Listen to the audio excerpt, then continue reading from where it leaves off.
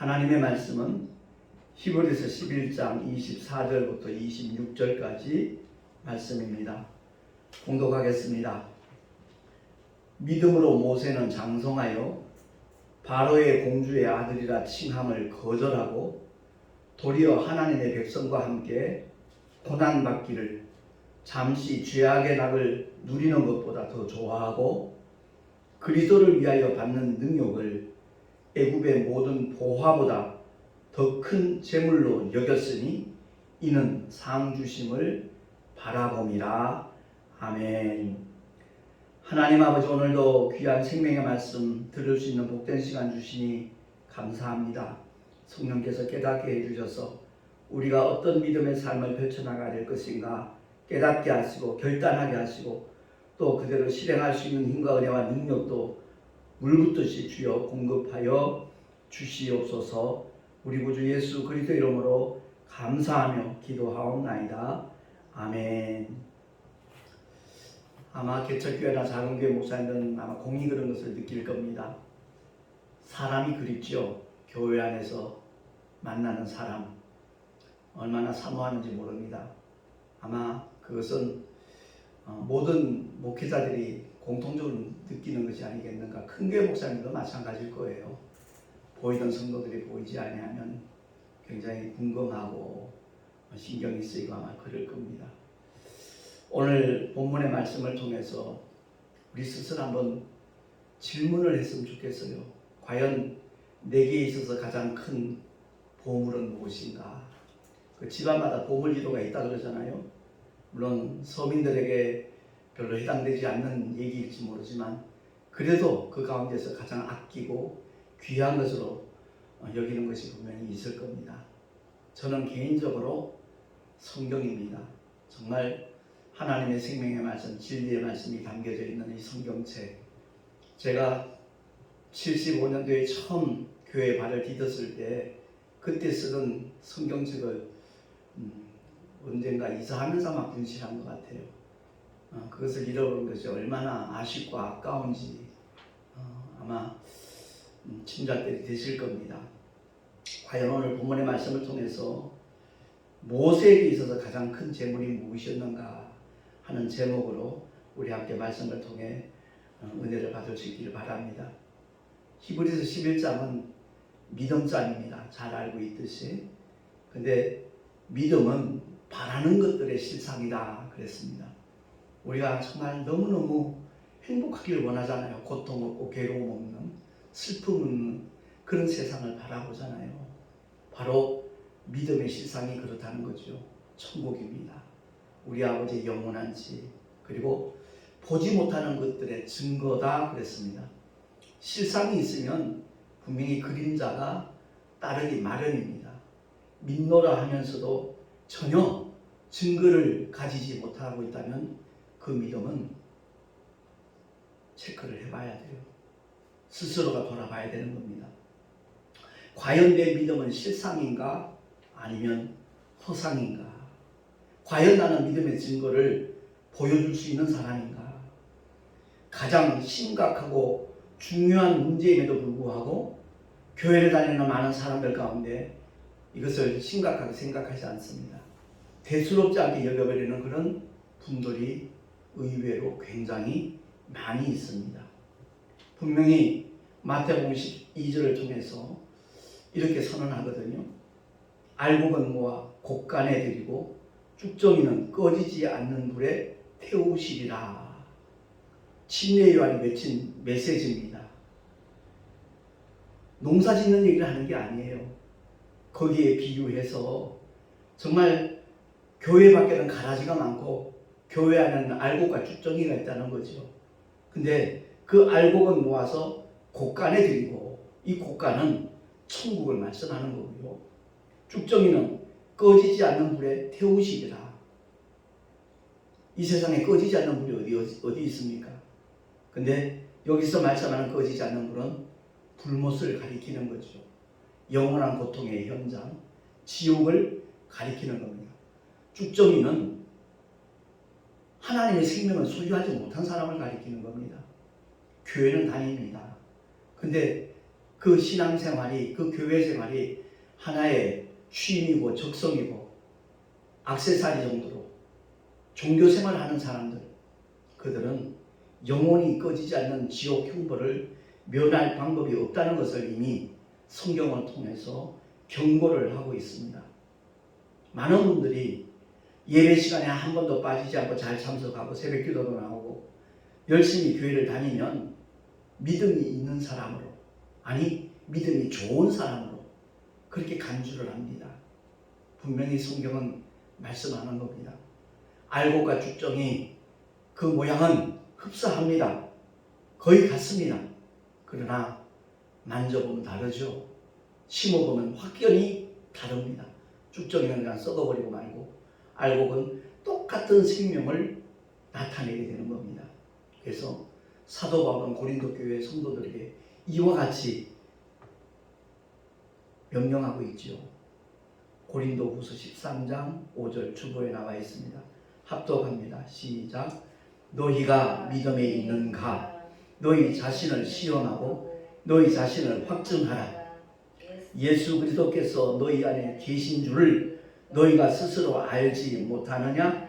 그렇지 않으면 너희가 버리운 자니라. 아멘. 우리 안에 주님이 계시다는 사실을 스스로 알지 못한다라면 그 사람은 하나님과 무관한 사람입니다. 정말 우리 안에 예수 안에 있는 아버지의 생명, 그 창조주의 생명, 그 생명이 예수의 이름을 믿는 순간에 우리 안에 와 있다는 것을 성경은 약속을 하고 또한 선언을 하고 있습니다. 이 약속을 믿는 자가 되시기를 예수 이름으로 축원합니다. 어떤 감각적으로 믿으려고 하지 마세요. 하나님이 말씀하신 그대로 내게 이루어졌다는 사실을 믿음으로 받아들이기만 하면 구원에 이르는 겁니다. 구원을 복잡하게 설명하는 사람들 대다수가 미혹의 영들에 사로잡혀 있는 이단들입니다. 사이비들입니다. 하나님의 말씀을 혼잡게 하지 말라라고 사도 바울도 그렇게 선언하고 있지 않습니까? 그렇습니다. 우리 안에 천국이 이루어졌는지 늘 확인해 볼 수 있는 하나님의 사람들, 그들이 복 있는 사람입니다. 물론 그 천국은 장차 언젠가 우리가 들어갈 영원한 영적인 세계입니다. 그런데 그 나라가 내 속에 이루어진 사람만 들어갈 수 있는 곳입니다. 바꿔 말하면 내가 하나님의 통치를 받고 있는가? 저 천국은 오직 예수 그리스도께서 통치하는 나라입니다. 그가 육신을 입고 이 땅에 오셔서 세상죄를 지고 가는 하나님의 어린 양으로 오셨기 때문에 모든 심판하는 권세를 아버지께서 아들에게 맡기셨습니다. 그래서 아들이 통치하는 나라입니다. 내 안에 천국이 이루어졌다라는 말은 내가 예수의 말씀에 통치를 받고 있다라는 그 얘기로 설명할 수 있습니다. 과연 하나님의 수없는 생명의 말씀, 진리의 말씀들 알고 있다 할지라도 그 말씀과 무관한 삶을 살아간다면 그 속에 하나님의 나라가 온전히 이루어졌다라고 말할 수는 없는 겁니다. 그래서 고린도후서 4장 7절에 사도 바울이 다시 한번 깨닫게 하는 것은 이 보배를 우리 질그릇에 가졌다라고 말합니다. 그러니까 하나님께서 예수 믿는 성도들을 지켜주시고 보호하시는 이유는 그 속에 깨질 수밖에 없는 연약한 질그릇 속에 보배로운 예수의 피가 흐르고 예수의 이름이 있기 때문이라는 것을 우리 모두가 꼭 기억하고 명심하기를 예수 이름으로 부탁합니다. 성도는, 주님의 제자는 주님을 따라가는 사람입니다. 또한 주님을 닮아가는 사람입니다. 주님을 따라갈 수 있는 유일한 비결 주님이 일러주셨습니다. 자기를 부인하고 날마다 제 십자가를 지고 나를 쫓을 것이니라 그랬습니다. 자기 부정 굉장히 중요합니다.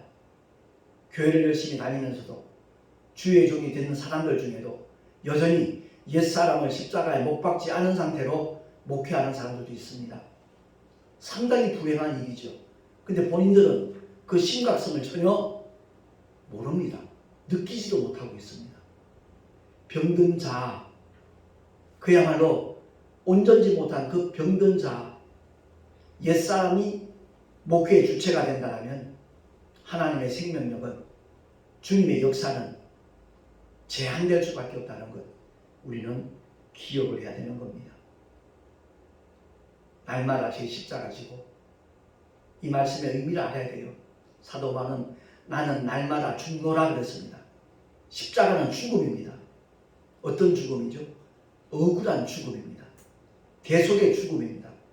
다른 사람들의 허물 때문에, 다른 사람의 어떤 약점과 문제 때문에 내가 대신 짊어지는 것, 내가 대신 죽어주는 것, 성도들의 문제를 마치 자기의 문제인 양 눈물로 하나님께 중보기도하면서 오직 생명의 말씀으로 그들을 권면하고 그들을 깨닫게 하고 때로는 말씀으로 그들을 책망하면서 진리 가운데 이끌어가는 하나님의 종들이 참으로 귀한 시대가 되었습니다. 우리 모두가 스스로를 돌아보면서 과연 내 안에 주님이 계신가? 진리의 영이 나를 주장하고 있는가? 내 안에 하나님의 나라가 구현되었는가? 정말로 나는 삶 속에서 그분의 통치를 받고 있는가? 돌아볼 수 있는 우리 모두가 될 수 있기를 바랍니다. 로마서 8장 14절과 17절에 보면 주보에 나와 있습니다. 합독을 하겠습니다. 시작. 무릇 하나님의 영으로 인도함을 받는 그들은 곧 하나님의 아들이라. 아멘. 이어서 자녀이면 또한 후사, 곧 하나님의 후사요 그리스도와 함께한 후사니 우리가 그와 함께 영광을 받기 위하여 고난도 함께 받아야 될 것이니라. 아멘. 하나님의 영으로 인도함을 받는다는 말은 성령의 인도함을 받는다는 말씀과도 통하지만 하나님의 생명의 말씀, 하나님의 말씀이 영입니다. 하나님의 말씀이 곧 생명입니다. 그 말씀의 이끌림을 받을 수 있는 사람. 그래서 제가 말씀 시간을 계속 강조하는 겁니다. 말씀을 알아야죠. 말씀을 알고 있어야 하나님의 뜻이 무엇인가를 분별을 하고 그 말씀을 따라가는 거죠. 그 말씀의 인도함을 받을 수 있는 거죠. 그 사람이 곧 하나님의 영으로 인도함을 받는 사람입니다. 우리는 분별과 판단을 잘 구별할 수 있어야 돼요. 영의 분별 반드시 필요합니다. 근데 남을 판단하는 것, 그건 분별과는 차이가 있습니다. 분별은 분명히 자기에게 적용을 하는 것이고 다른 사람들에게도 그 악영향이 미치지 아니하도록 권면하고 경계시키고 가르치는 그것이 바로 분별하는 사람들의 자세입니다. 태도입니다. 마음가짐이고요. 근데 판단은 자기만 못하는 거죠. 자기 잣대로 다른 사람들을 깐보고 흉보고 비난하는 것. 분명히 분별과 판단은 비슷해 보이나 다르다는 것을 우리는 깨달아야 될 것입니다. 오늘 본문에 보면 모세는 장차 오실 메시아를 바라보면서 충성된 사환으로 하나님 앞에 충성하며 고난을 받은 사람입니다. 본문 25절에 보니까 하나님의 백성과 함께 고난을 받기를 잠시 죄악의 낙을 누리는 것보다 더 좋아했다라고 말합니다. 모세는 바로의 공주의 아들이라는 칭함을 거절하고 모든 기득권을 내던져버리고 오직 하나님께서 택하여 부르신 그 목적을 이루기 위하여 생애를 온전히 하나님 앞에 헌신하고 충성했던 사람입니다. 26절에 보니까 그리스도를 위하여 받는 능력, 그 능력을 애굽의 모든 보화보다 더 큰 재물로 여겼으니 왜? 이는 상 주심을 바라봄이라. 그렇습니다. 저와 여러분 왜 신앙생활하고 왜 목회를 하고 있습니까? 상 주시는 주님을 바라보고 나아가는 자가 가장 올바른 믿음의 방향으로 나아가는 사람이고 하나님께서 기뻐하시고 인정하시는 믿음의 삶이라는 것을 우리 모두가 깨달을 수 있기를 예수 이름으로 축원합니다. 사도 바울은 이미 구원이 이루어진 자로서 하나님의 구원을 받은 자로서 오직 복음의 일꾼으로 충성한 사람입니다.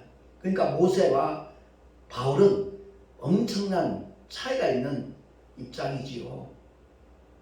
분명히 주님이 말씀하시기를 여자가 낳은 자 중에 세례 요한, 침례 요한보다 큰 자가 없다 그랬습니다. 마지막 선지자 요한, 그가 가장 큰 선지자라고 했습니다. 그러나 신약에 와서 예수의 십자가의 보혈로 죄사함 받고 그 예수의 이름을 믿음으로 말미암아 하나님의 자녀가 되는 권세를 얻은 저와 여러분은 세례 요한보다 더 큰 자임을 믿으시기 바랍니다. 제 얘기가 아닙니다. 주님이 그렇게 말씀하셨습니다. 그만큼 예수 그리스도의 공로가 큰 것이고 예수 그리스도는 곧 아버지의 뜻이기 때문에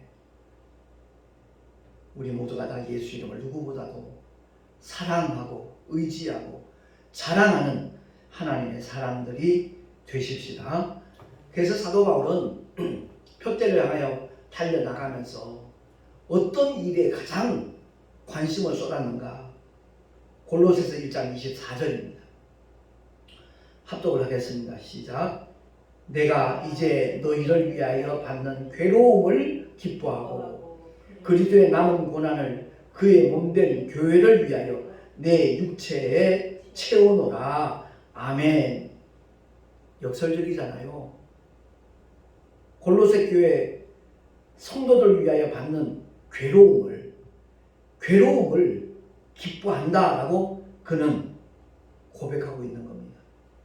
뿐만 아니라 그리스도의 남은 고난을 그의 몸된 교회를 위하여 자기 육체에 채운다라고까지 그는 말씀을 하고 있는 겁니다. 그가 받은 고난의 현장을 제가 잠깐 성경으로 이렇게 대언을 한다면 고린도 후서 11장에 나와 있습니다. 저희가 히브리인이냐? 나도 그러하며 저희가 이스라엘인이냐? 나도 그러하며 저희가 아브라함의 씨냐? 나도 그러하며 저희가 그리스도의 일꾼이냐? 정신없는 말을 하느니와 나도 더욱 그러하도다. 내가 수고를 넘치도록 하고 옥에 갇히기도 더 많이 하고 매도 수없이 맞고 여러 번 죽을 뻔하였으니 유대인들에게 40에 하나 감한 매를 5번 맞았으며 3번 태장으로 맞고 1번 돌로 맞고 3번 파선하는데 일주일을 기쁨에서 지냈으며 여러 번 여행에 강의 위험과 강도의 위험과 동족의 위험과 이방인의 위험과 시내의 위험과 광야의 위험과 바다의 위험과 거짓 형제주의의 위험을 당하고 또 수고하며 애쓰고 여러 번 자지 못하고 추리며 목마르고 여러 번 굶고 춥고 헐벗었노라. 이외의 일은 고사하고 오히려 날마다 내 속에 눌리는 일이 있으니 곧 모든 교회를 위하여 염려하는 것이라. 아멘. 사도 바울이 얼마나 복음을 위하여 주의 몸된 교회를 위하여 헌신하고 충성하면서 고난의 현장에 있었는가. 그는 회상하면서 고린도 교회 성도들에게 권면을 하는 겁니다. 십자가 없이는 부활의 영광 결코 있을 수 없습니다. 그런데 오늘날 노 크로스 노 크라운은 하나의 구호로 끝나고 있습니다. 정말 영혼구원을 위해서 복음을 위해서 주의 몸된 교회를 위하여 헌신하고 희생하는 사람 찾아보기 힘듭니다. 제가 참으로 감사하게 생각하는 것은 어떤 분이 그래요. 목사님 11조 설교, 헌금 설교 하지 않느냐고. 할 이유가 없습니다. 하나님의 은혜를 더 입으면 하나님께서 그들을 통해서 일하시거든요. 제가 너무 감사하게 생각하는 것은 정말 택시 전도를 위해서 이름 없이 빚도 없이 헌신하는 분들이 계시다는 사실입니다. 천안에 계신 권사님은 벌써 7년째 묵묵히 매달 조금씩이나마 후원을 하고 계시고요. 저는 그 권사님의 헌금도 헌금이지만 우리를 위하여 늘 중보기도를 하는 권사님이시기 때문에, 그리고 대구로 내려갈 때는 일부러 이렇게 난방이라도 해야 되지 않냐고 또 적지 않은 금액을 헌금하신 적도 있고요. 그리고 최근에 알게 된 권사님 같은 경우도, 그분은 서울에 있는 감리교 권사님이에요. 남자분이시죠. 70이 좀 넘으신 분인데 험한 일터에서 근무하시면서 매달 그렇게 택시 선교를 위해서 헌금을 하고 계시거든요. 너무너무 감사합니다. 또한 이름을 밝히지 말라는 분이, 제가 이제 설교하면서 개인 택시를 하게 되면 훨씬 더 효율적으로 복음도 전할 수 있고 산학금에 어떤 부담감 없이 택시를 하면서 목회를 할 수 있겠다라는 그런 말씀을 한번 드린 적이 있었는데, 씨앗 헌금으로 이렇게 100만 원을 또 헌금을 하셨어요. 이런 일들이 그야말로 굳이 헌금에 목매어가지고 설교할 이유도 없는 것이고요.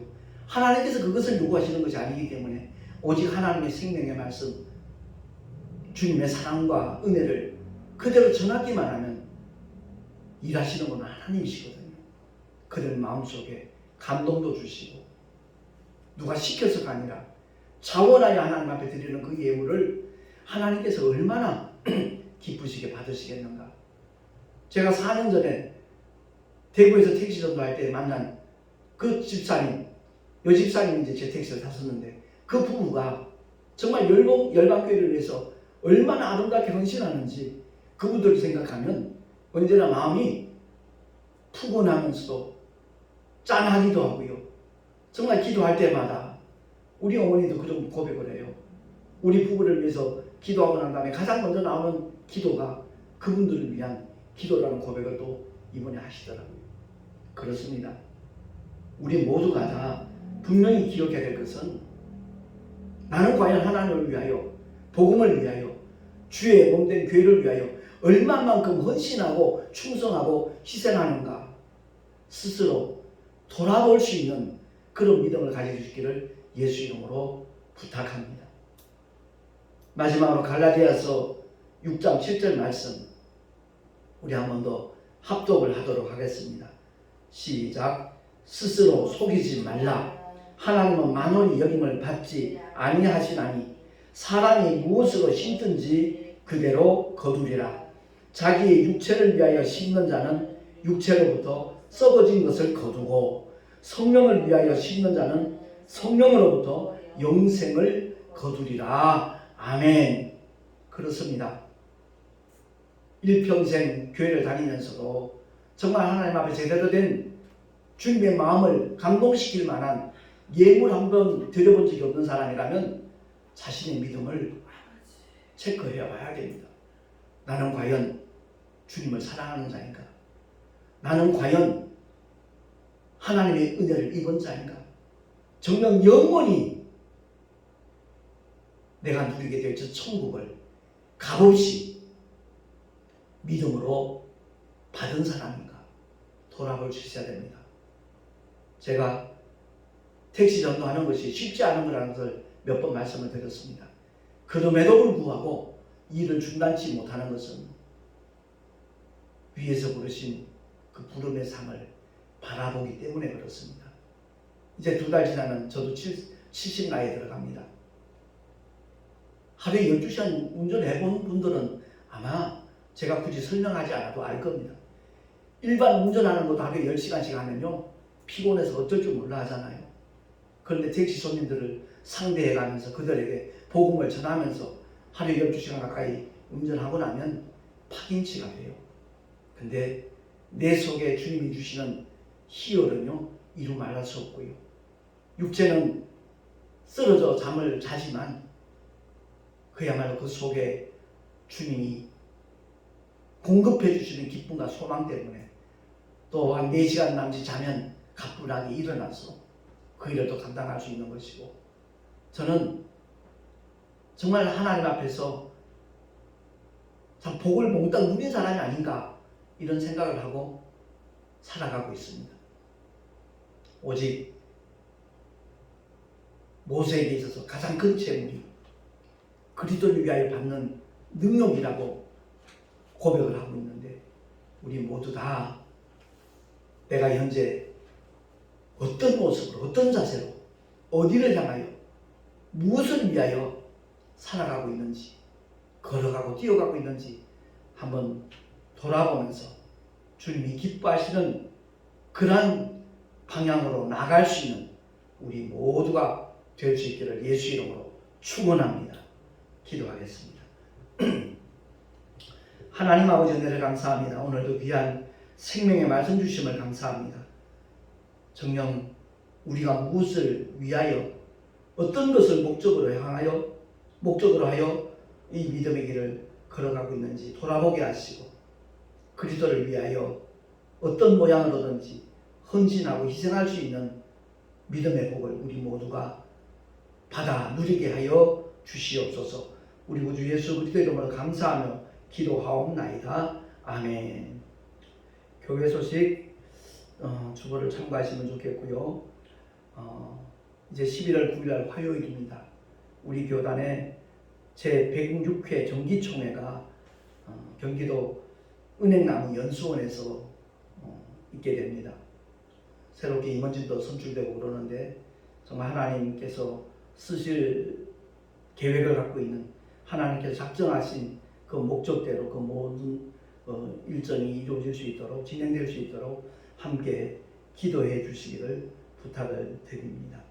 드린 예물 위하여 잠깐 기도하고 축도로 예배를 마치도록 하겠습니다. 주님 감사합니다. 오늘 주님을 예배하는 가운데 또한 여러 가지 모양으로 귀한 예물 드렸습니다. 주의 몸된 교회가 맡겨주신 사명을 감당하는 데 물질이 필요함을 알고 여기저기서 정말 기도하는 가운데 동참하는 귀한 손길들, 하나님의 동역자들 일일이 기억해 주시고 그들이 꾀하는 모든 일들이 주 안에서 형통하게 하시고 그 가정과 자녀들에게 하나님의 복으로 채워지는 놀라운 역사 있게 하여 주시옵소서.